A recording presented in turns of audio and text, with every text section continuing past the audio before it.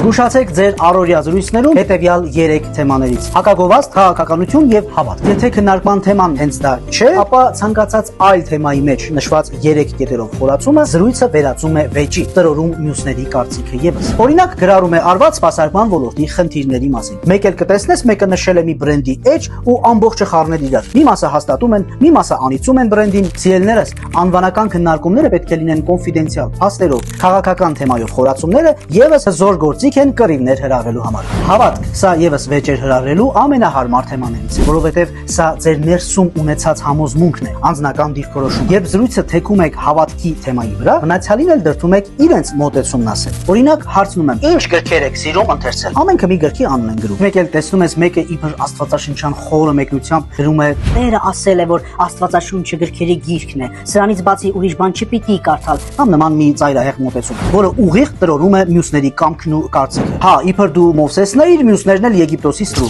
Տերը նման բան չի ասել։ Ասեմ ավելին, Աստվածաշնչում ոչ մի տեղ գրված չէ Աստվածաշունչ բառը առհասարակ։ Խոսելիս կարողացեք հստակ ու ճշգրիտ լինել, որովհետև Աստված կարևորում է խոսքն այնքան, որ ինքն իր խոսքը իրենից բաց է դրել։ Այս սա ասվում է Սաղմոսներում։ Բայց վեճեր հրահրելու մասին որևէ հորդոր չեք գտնի այնտեղ։ Կգտնեք խորագետ լինելու մասին խրատներ, նաև մարդկանց հետ բարեկամանալ։